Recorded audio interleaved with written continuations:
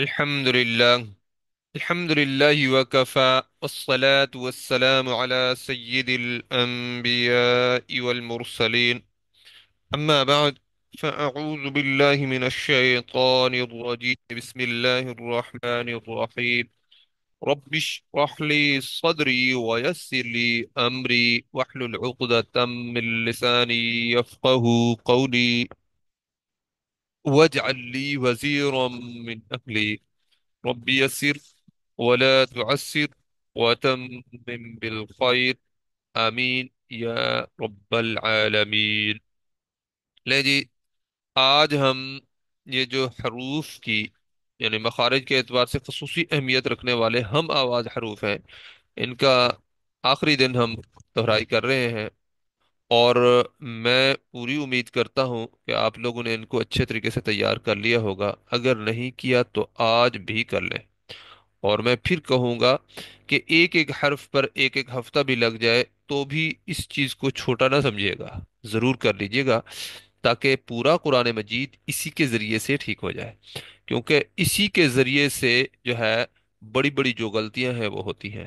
ٹھیک ہے جی، اب ہم ان دو حروف کو دیکھتے ہیں۔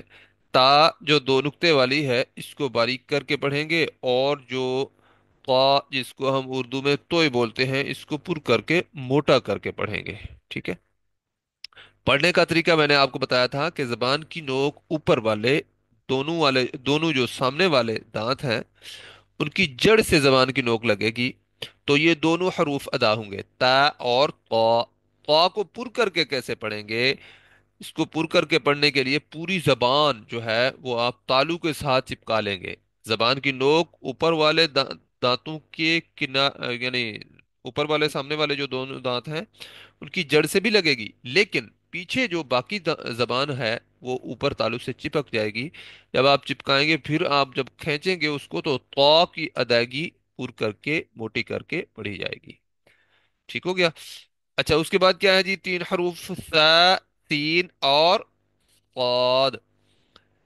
سا کو ادا کرنے کے لیے زبان کی نوک ہلکی سی باہر نکالیں گے پھیلاتے ہوئے، اور اوپر والے جو سامنے والے دونوں دانت ہیں ان کے کناروں سے نرمی سے لگائیں گے تو سا کی ادائیگی بالکل ٹھیک ہوگی۔ سا، ذال اور غا کی ادائیگی ایک ہی جگہ سے ہوتی ہے۔ اب رہ گیا سین۔ سین اور صاد، اوپر اور نیچے والے سامنے والے جو دونوں دانت ہیں ان کے کنارے آپس میں ملائیں گے تو سین، صاد اور زا ایک ہی جگہ سے ادا ہوں گے۔ ٹھیک ہے، سین کو سختی سے ادا کریں گے، جبکہ صاد کو نرمی سے اور پر کر کے ادا کریں گے۔ ٹھیک ہے، اسی طرح سین کو باریک کر کے پڑھیں گے، اور اس کا بھی میں نے صاد کا بھی پر کر کے ادا کرنے کا آپ کو طریقہ بتایا ہوا ہے کہ زبان کی جو جڑ ہے وہ تالو کے نزدیک لے جائیں، اور دانتوں کو مضبوطی سے آپس میں ملا لیں، سب دانتوں کو، پھر آپ ادا کریں گے تو جو دانتوں کے خلا ہے نا ان سے آپ کا جو سانس نکلے گا تو اس کے ذریعے سے صاد کی ادائیگی ہوگی، اور بالکل اچھی ادائیگی ہوتی ہے، پھر مشکل نہیں ہوتا۔ اس کے بعد دو حروف ہیں، ہا اور ہا۔ ہا کی ادائیگی گلے کے درمیان سے ہوتی ہے، ٹھیک ہے، اور ہا کی ادائیگی گلے کا وہ حصہ جو سینے کی طرف حصہ ہے اس سے ہوتی ہے۔ تو ان کو اپنے اپنے مخرج سے ادا کریں گے تو بالکل ٹھیک ادا ہوگا۔ اس کے بعد عین اور حمزہ۔ عین کی ادائیگی بھی گلے کے درمیان سے ہوتی ہے، اس کو اس کی جگہ سے ادا کریں گے بالکل ٹھیک ہو جائے گی۔ اب اس جگہ تک ادا کرنے کے لیے جو محنت کی جا سکتی ہے وہ آپ لوگوں کو کرنی چاہیے۔ اور اس کے بعد کیا ہے جی؟ حمزہ۔ حمزہ کا شروع میں بھی ہا، آخر میں بھی ہا، تو یہ بھی اقصا حلق یعنی گلے کے اس حصے سے حمزہ ادا ہوتی ہے جو سینے کی طرف والا حصہ ہے، لیکن اس کی جو ساؤنڈ ہے وہ کہاں سے ادا ہوتی ہے؟ یہ عین سے تھوڑا سا، بلکہ جیسے عین اس جگہ سے اگر ادا ہوتی ہے تو حمزہ اس جگہ سے ادا ہوتی ہے، عین۔ اور یہ کیا ہے؟ ا، ا۔ یہ کیا ہے؟ ع، ع۔ عین کو ع کر کے پڑھیں گے اور عین حمزہ کو ا۔ ٹھیک ہے، تھوڑا سا ان کا آپس میں فرق ہے جگہ کا، ساؤنڈ کے لحاظ سے۔ اس کے بعد کیا ہے، ذال اور ضا، زبان کی نوک ہلکی سی باہر نکالیں گے، پھیلا کر اوپر والے سامنے والے دونوں دانتوں کے کناروں سے نرمی سے لگائیں گے، تو ذال اور ضا کی دونوں کی ادائیگی ایک ہی جگہ سے ہوگی۔ ذال کو باریک کر کے پڑھیں گے اور ضا کو پر کر کے موٹا کر کے پڑھیں گے۔ ذا کو آپ کو پتا ہے سختی سے پڑھیں گے اور سیٹی کی آواز سے، جیسے سین، صاد اور ز، ز، ز، ٹھیک ہے جی۔ اور اس کے بعد کیا ہے جی، حرف غاد، غاد کو کیسے ادا کریں گے، زبان کی دائیں سائڈ یا بائیں سائڈ، یعنی سامنے جو نوک ہے نا اس کو آپ ایک یا نہیں 1.25 انچ جتنی چھوڑ دیں، اس زبان کے اس حصے کو چھوڑ دیں جو داڑھوں سے نہیں لگتا، ٹھیک ہے۔ جو حصہ داڑھوں کے ساتھ ہوتا ہے اسی کو ہی اوپر آپ نے اٹھانا ہے، اور دائیں یا بائیں سائڈ والی داڑھوں کے کناروں سے اوپر والی جو ہے ان سے لگائیں گے تو غاد کی ادائیگی بالکل ٹھیک ہوگی، لیکن زبان کی نوک کو پیچھے نہیں آنے دینا، ٹھیک ہو گیا۔ اس کے بعد قاف کو باری اپنا موٹا کر کے پڑھیں گے، دو نقطے والے قاف کو، اور جو کاف ہے اس کو باریک کر کے پڑھیں گے۔ اچھا جی، اب ہم پریکٹس کرتے ہیں اپنے ان حروف کی جو الٹا پیش والے ہیں، ٹھیک ہے۔ حمزہ الٹا پیش او،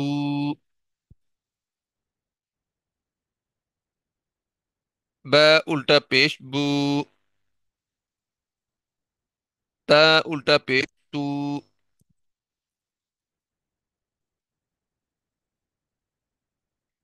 تا الٹا پیش تو، جیم الٹا پیش جو، حا الٹا پیش حو، قا الٹا پیش خو، دال الٹا پیش دو، ذال الٹا پیش دو، را الٹا پیش رو، زا الٹا پیش زو، تین الٹا پیش سو،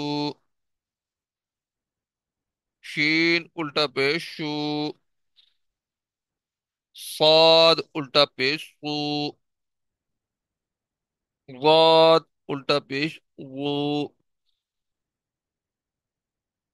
قا الٹا پیش قو، غا الٹا پیش قو، عین الٹا پیش عو، غین الٹا پیش غو، فا الٹا پیش فو، قاف الٹا پیش قو، کاف الٹا پیش کو، لام الٹا پیش لو، میم الٹا پیش مو، نون الٹا پیش نو، واو الٹا پیش وو، ہا الٹا پیش ہو، ہا الٹا پیش ہو، حمزہ الٹا پیش او، یا الٹا پیش یو، ٹھیک ہے جی، ماشاء اللہ۔ اچھا، اب آگے ہے جی تنوین۔ دیکھیں، دو زبر، دو زیر، دو پیش کو تنوین کہتے ہیں، اور جس حرف پر یہ دو زبر، دو زیر، دو پیش یعنی تنوین آ جائے اس حرف کو منون کہتے ہیں، ٹھیک ہے۔ اسی طرح یہ جو سکون کی علامت ہوتی ہے نا اس کی شکلیں تین ہوتی ہیں، دیکھیں یہ گول دائرے کی شکل میں بھی ہو سکتی ہے، اور یہ نیچے ایک ٹنڈی کی شکل میں بھی ہو سکتی ہے، اور اس طرح بھی ہو سکتی ہے۔ اب جو اساتذہ بورڈ پہ سمجھا رہے ہوتے ہیں نا وہ یہ سکون کی علامت استعمال نہیں کرتے ہیں، اس لیے کہ اس کا کوئی پتہ نہیں ہوتا کہ یہ جب تیزی سے کبھی لکھی جائے تو یہ پیش کی طرح کی لگتی ہے، ٹھیک ہے۔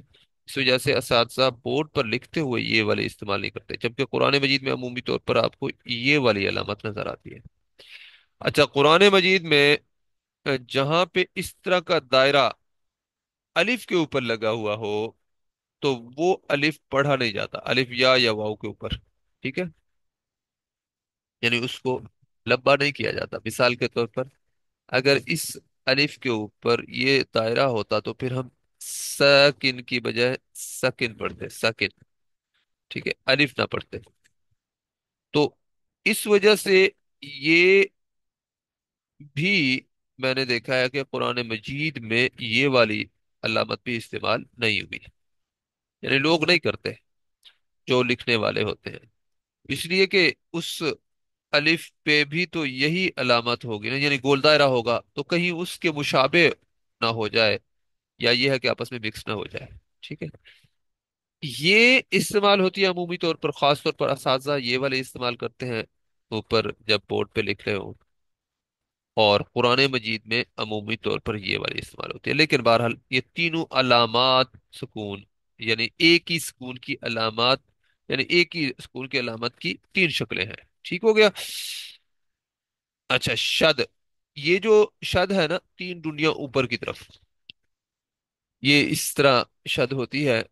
اب جو یہ شد جس حرف پر آ جائے اس حرف کو مشدد کہتے ہیں، اور شد جس حرف پر آ جائے اس کا مطلب وہ حرف دو مرتبہ آیا ہے، ایک تو اس کے اوپر جو حرکت ہے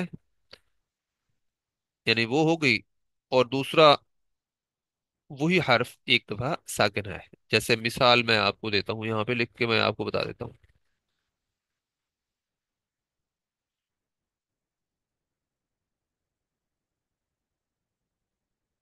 رب، ٹھیک ہے؟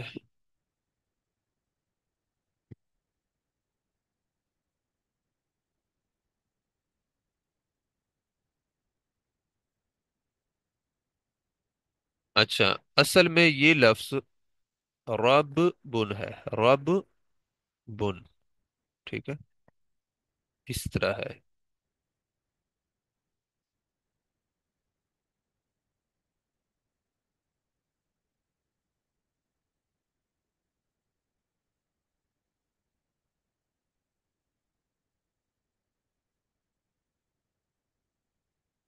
اب دیکھیں، اوپر والے کو پڑھیں ربن، اس کو بھی وہی پڑھیں گے نا، رب بن، جب ملا کے پڑھیں گے تو ربن بنے گا۔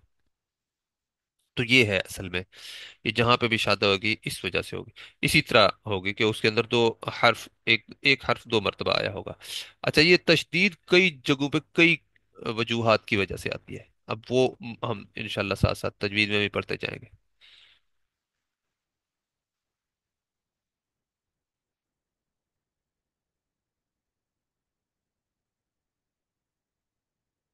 اچھا جی، اس کے بعد ہے مد کی علامت۔ یہ جو مد کی علامت ہے نا، یہ ہم مد کے قواعد پڑھیں گے، چھ مدات ہم پڑھیں گے، ویسے تو اور بھی اس کی تفصیل پڑھی جائے تو پڑھی جا سکتی ہے، لیکن ہم مختصر کر کے چھ مدات پڑھیں گے۔ پھر یہ جو نشانی کے طور پر مد لگائی جاتی ہے نا الفاظ کے اوپر، تو وہ آپ کے سامنے نہیں بھی ہوگی تو آپ لوگ انشاءاللہ پہچان لیں گے کہ یہاں پہ مد ہو رہی ہے، یہاں پہ نہیں ہو رہی، یہاں پہ مد ہو رہی ہے تو کتنی لمبی کر کے مد ہو رہی ہے، ٹھیک ہے؟ اب ہم قرآن مجید کا سبق پڑھ لیتے ہیں، میرے خیال میں اتنا کافی ہے، آگے پھر جو ہے یہ رموز اوقاف، وقف کی علامتیں آ رہی ہیں، یہ بھی ہم انشاءاللہ اگلے سبق میں پڑھیں گے۔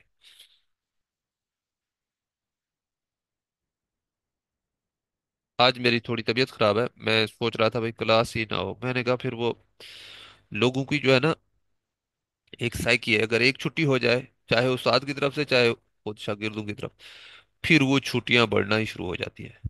تو میں نے کہا پھر کوئی بات نہیں، اللہ تعالیٰ ہو سکتا ہے اسی وجہ سے شفا دے۔ چلیں جی،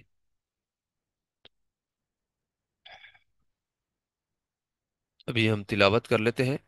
اعوذ باللہ من الشیطان الرجیم، بسم اللہ الرحمن الرحیم، قالوا سبحانك لا علم لنا إلا ما علمتنا إنك أنت العليم الحكيم قال يا آدم أنبئهم بأسمائهم فلما أنبأهم بأسمائهم قال ألم أقل لكم إني أعلم غيب السماوات والأرض وأعلم ما تبدون وما كنتم تكتمون صدق الله العظيم. اچھا جی، اب ہم اس کا جوڑ توڑ کے ساتھ پہلی آیت پڑھ لیتے ہیں۔ قاف زبر الف قا، لام پیش واو لو، قالو، سین پیش با صبح، حا کھڑی زبر حا، صبح حا، نون زبر نا، سبحانا، کاف زبر کا، سبحانک، لام زبر الف لا، عين زي اللام عل، لا عل، ميم زبر ما، لا علم، لام زبر لا، نون زبر ألف مد نا، لا علم لنا، همزة زي اللام إل، لام زبر ألف لا، إلا، ميم زبر ألف ما، عين زبر لام عل، لام زبر ميم لام، علم، تا زبر تا، علمت، نون زبر ألف نا، علمتنا، همزة زي النون إن، نون زبرنا، إن، كاف زبر كا، إنك، همزة زبر نون تا زبر لام تل، تل، عين زبر ع، لام زير يالي، علي، ميم پیش لام مل، علي مل، حا زبر حا، کاف زیر یا کی، حکی، میم پیش مو، حکیمو، اور وقف کی صورت میں حکیم۔ ٹھیک ہے، پھر سے ہم پڑھ لیتے ہیں۔ قالوا سبحانك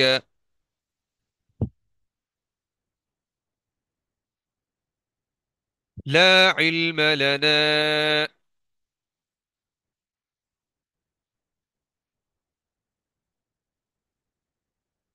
إلا ما علمتنا إنك أنت العليم الحكيم. قال يا آدم أنبئهم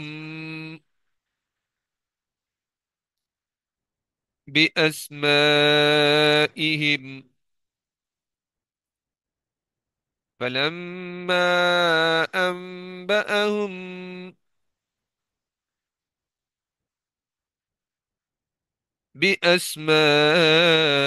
بأسمائهم قال ألم أقل لكم إني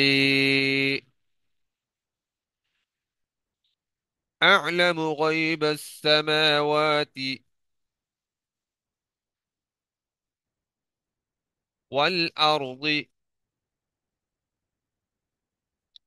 وأعلم ما تبدون وما كنتم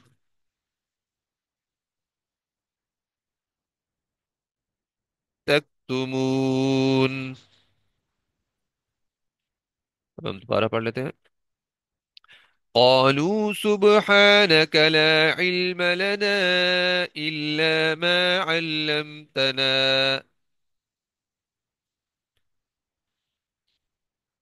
إنك أنت العليم الحكيم.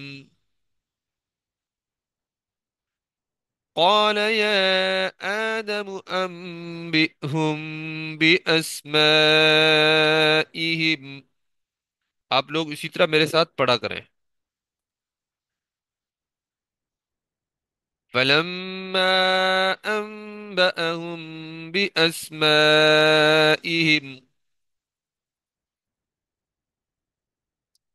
یہاں پہ یہ لام الف لا آ جائے نا، وہاں پہ وقف نہیں کرنا ہوتا، لیکن ابھی ہم کیونکہ سیکھ رہے ہیں نا، یعنی ہم توڑ توڑ کے پڑھ رہے ہیں تاکہ جو ہے یعنی آپ لوگوں کے لیے پڑھنا آسان ہو جائے، ورنہ لا کا مطلب نہیں، یعنی یہاں پہ وقف نہیں کرنا. اگر آپ سے خدا نخواستہ آپ نے کہیں پہ کر بھی لیا تو پھر پیچھے سے ایک یا دو الفاظ پڑھ کے پھر آگے ملائیں گے.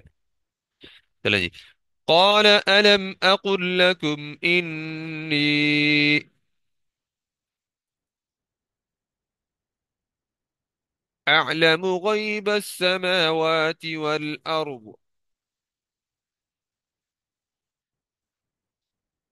والأرض وأعلم ما تبدون وما كنتم تكتمون. اب ہم روانی سے پڑھ لیتے ہیں. قالوا سبحانك لا علم لنا إلا ما علمتنا إنك أنت العليم الحكيم. قال يا آدم أنبئهم بأسمائهم فلما أنبأهم بأسمائهم قال ألم أقل لكم إني أعلم غيب السماوات والأرض وأعلم ما تبدون وما كنتم تكتمون. صدق الله العظيم. جی ابھی ہم اس کا جو ہے ترجمہ پڑھ لیتے ہیں، اس کے بعد ہماری کلاس مکمل ہو جائے گی. قالوا سبحانک، جب یہ سارے جو ہے اللہ رب العزت نے فرمایا کہ جو ہے یعنی ان لوگوں کے سامنے پیش کیا، یعنی فرشتوں کے سامنے. تو جب ان کے سامنے یہ ساری حکمت آئی تو انہوں نے، فرشتوں نے آگے سے عرض کیا قالوا سبحانک، فرشتوں نے عرض کیا سبحانک پاک ہے تو، لا علم لنا نہیں ہم علم رکھتے، الا ما علمتنا سوائے اس کے جو تو نے ہمیں سکھایا، انک انت العلیم الحکیم بے شک تو خوب جانتا ہے، خوب حکمت والا ہے. قال یا آدم، اللہ رب العزت نے فرمایا اے آدم، انبئہم بتائیے انہیں، باسمائہم ان چیزوں کے نام. فلما انبأہم پس جب اس نے بتایا، یعنی حضرت آدم علیہ السلام نے بتا دیا انہیں، باسمائہم ان چیزوں کے نام. قال الم اقل لکم تو اللہ رب العزت نے فرمایا کیا میں نہیں کہتا تھا تمہیں، لکم تمہیں، انی کہ بے شک میں، اعلم خوب جانتا ہوں غیب السماوات والارض آسمانوں اور زمین کا غائب، یعنی جو آسمانوں اور زمین میں چھپا ہوا ہے سب کچھ میں خوب جانتا ہوں. وَأَعْلَمُ اور میں خوب جانتا ہوں ما تبدون جو تم ظاہر کرتے ہو، وما کنتم اور جو تم ہو، تک تم ان چھپاتے، اور جو کچھ تم چھپاتے ہو یعنی وہ بھی میں جانتا ہوں، اور جو تم ظاہر کرتے ہو وہ بھی میں جانتا ہوں. یہ اللہ کا کتنی بڑی اللہ رب العزت کی یہ جو ہے خلاقی ہے، اور کتنی بڑی اللہ رب العزت کی یہ کاریگری ہے، اور کتنا بڑا اللہ کا علم ہے. تو یہ کامل علم اسی کو کہتے ہیں کہ ہر چیز کا جاننے والا وہ ہے. تو آج ہم یہیں پہ اختتام کرتے ہیں. سبحانک اللہم و بحمدک نشہد ان لا الہ الا انت نستغفرک و نتوب الیک. السلام علیکم ورحمۃ اللہ وبرکاتہ. مجھے دعاؤں میں ضرور یاد رکھیے گا اور اپنی حاضری بھی ضرور لگائیے گا. سبحانک اللہم وبحمدک نشہد ان لا الہ الا انت نستغفرک ونتوب الیک. السلام علیکم ورحمۃ اللہ وبرکاتہ.